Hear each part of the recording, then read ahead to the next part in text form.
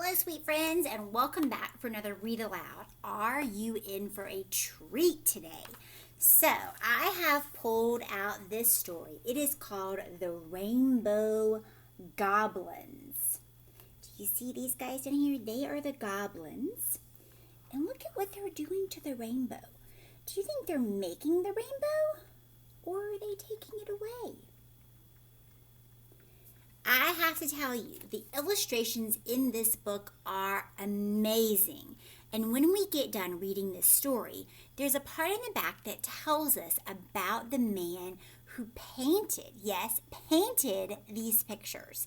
What he used to paint them and what he painted them on. So this is The Rainbow Goblins by Ulrico. The Rainbow Goblins. Let's look at the inside of the book first. Isn't that lovely? Beautiful colors. Beautiful, beautiful. Now here is our title page, The Rainbow Goblins. Here goes our story.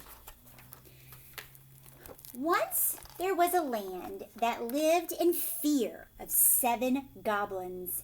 They were called the Rainbow Goblins, and each had its own color, which was also its name. Red, orange, yellow, green, blue, indigo, and violet. Yellow, being the craftiest, was their chief. The goblins lived on color. They prowled the valleys and climbed the highest mountains looking for rainbows. And when they found one, they caught it in their lassos, sucked the colors out of it, and filled their bellies with its bright liquid. Only one place in the land had never known goblin fear, the hidden valley called the Valley of the Rainbow, where the great arches of color were born. There the animals still lived in paradise.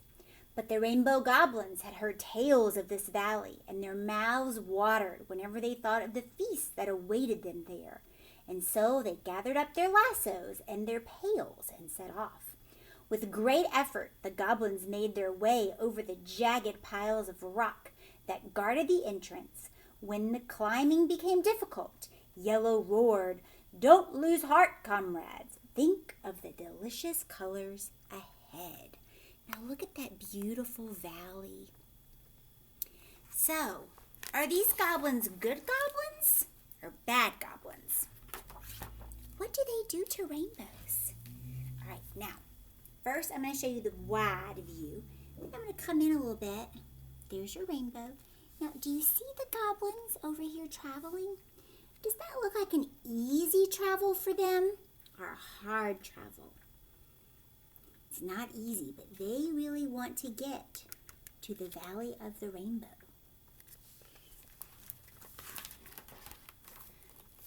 The sun had almost set by the time they reached their goal, the very meadow where the rainbow sprang to life. Immediately beneath the meadow, they found a cave. "We'll spend the night here," the Yellow Goblin commanded. Do you see them? Here, zoom in a little bit. Do you see the cave that they found for the night? Now, look at the plants all around in that picture. That's going to be important in a minute. When the moon rose and saw them warming themselves around the fire the goblins had lit, it shouted out in alarm, "The Rainbow Goblins are in the valley!"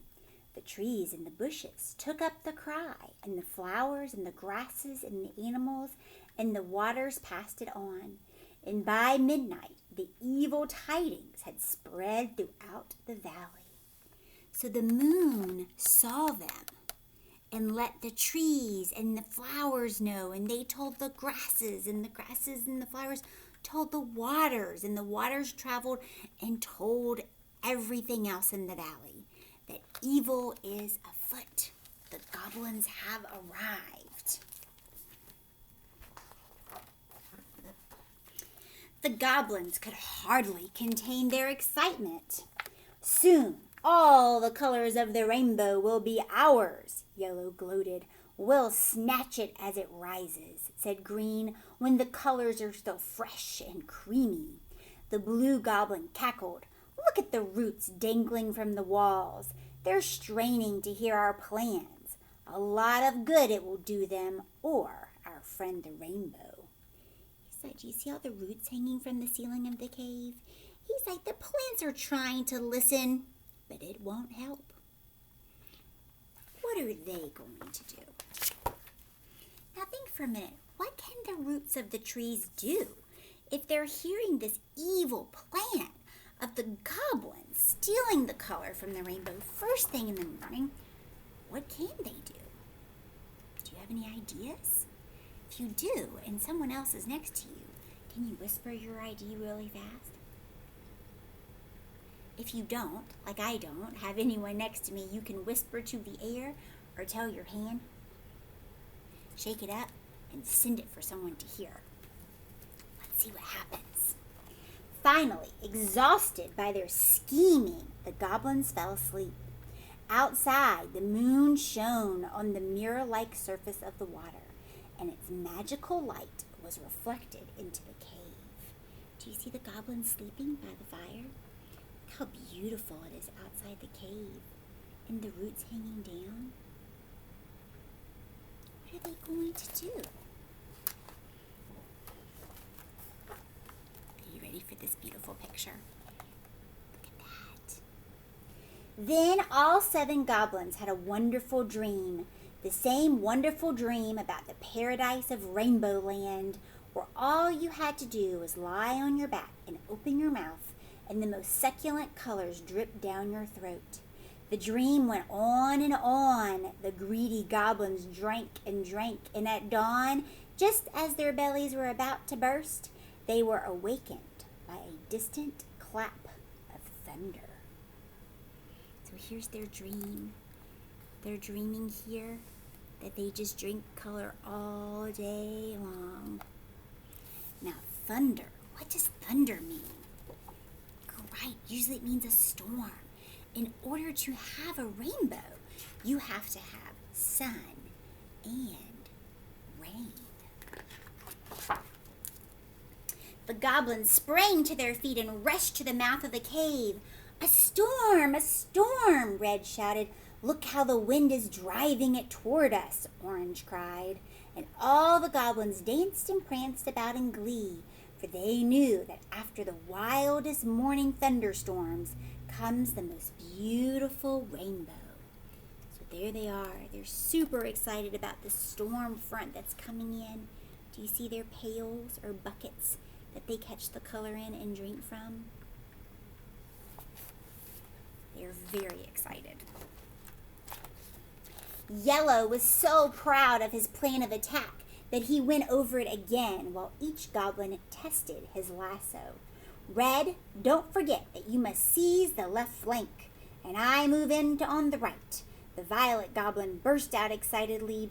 Before the last roll of thunder had faded from the valley, the goblins took up their pails and lassos and marched single file out of the cave.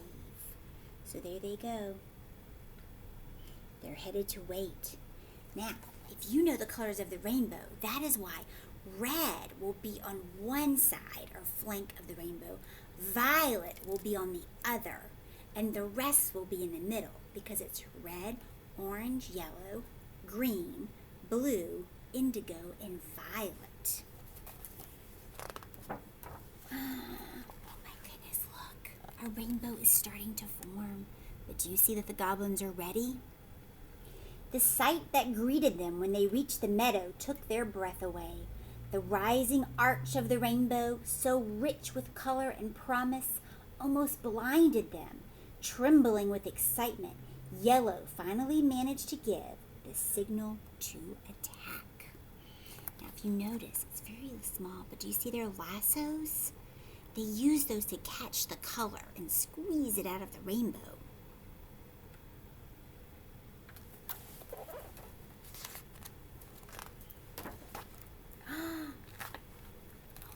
Their lassos. It's empty. Where did the rainbow go? The goblins swung their lassos around and hurled them into the sky. But in that same instant, the rainbow vanished. as if it had been swallowed up by the earth. The goblins were dumbfounded. Nothing like this had ever happened to them before. They stared up at their empty, outstretched lassos. So look, they're like, wait a second, it was just here. Where did it go? I don't think this was their plan, do you?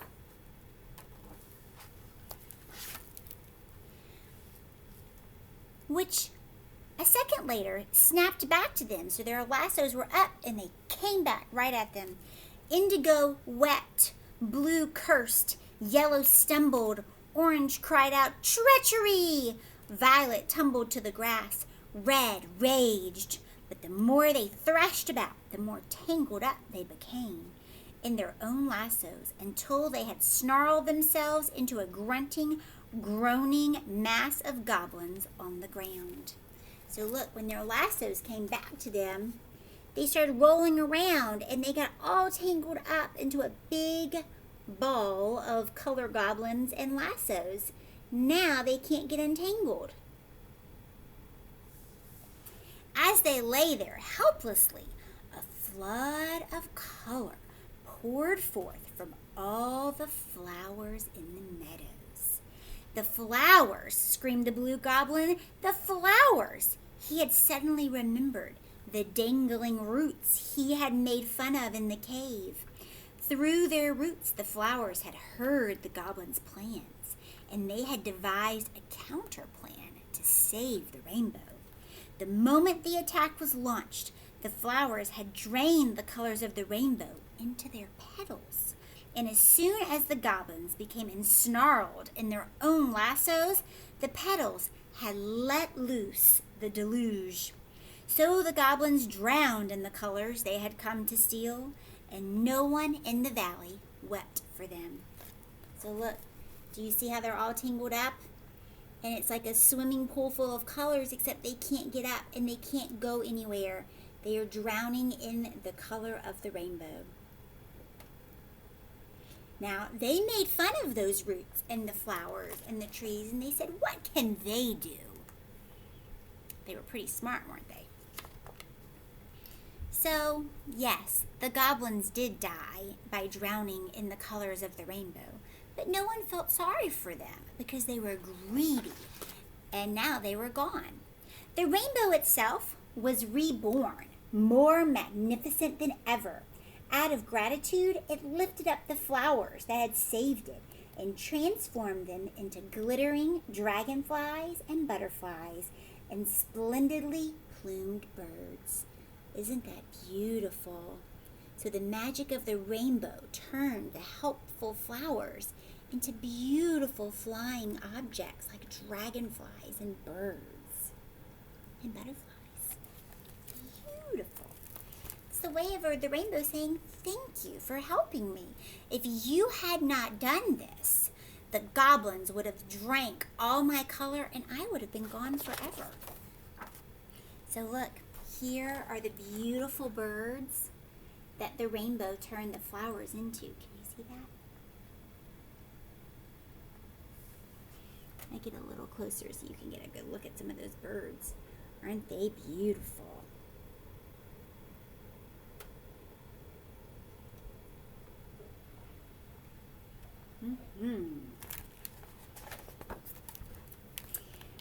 But since that time, the rainbow has become more cautious, which means careful.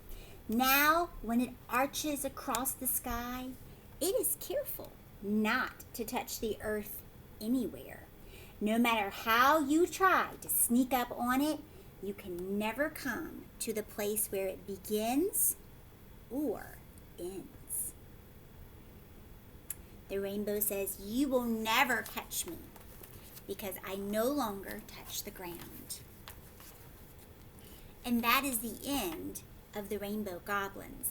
Now, I did tell you it has a little talk on the back about the author of this book. Do you see his portrait, which is a drawing of him and his very cute dog? This is what it says about him. It says, Ulrico was born in 1944 in Italy and lived for many years in Munich. He grew up to become an artist, and that's what he studied. He painted these beautiful pictures with oil paints on oak panels. So pieces of wood from oak trees, big, large pieces of wood. He painted these with oil paintings, or with oil paints. The original pictures were 3 times the size that they are in this book. So think of 3 of these books side by side, and that's how big his original paintings for this story were. So even this one would have been 3 times as big. So do you think he's a painter that enjoys drawing very small pictures or big pictures where you can see all these details? Look at the rainbow on the back. It really is a beautiful, beautiful book. Now, do you remember at the beginning of the book? All those beautiful colors. They also added them at the end of the book. Wow. I hope you enjoyed the Rainbow Goblins, and you also learned that illustrators don't just draw things. A lot of times they will paint their pictures as well. So today, go find someone in your house who has not been as lucky as you to listen to the Rainbow Goblins and tell them about what happened. Tell them what the Rainbow Goblins were after. What do they do when they catch a rainbow? And how the flowers trick them by being good listeners. I hope you enjoyed this book as much as I did, and I hope to see you back here next time for another story. All right, we'll see you again later. Take care. Bye.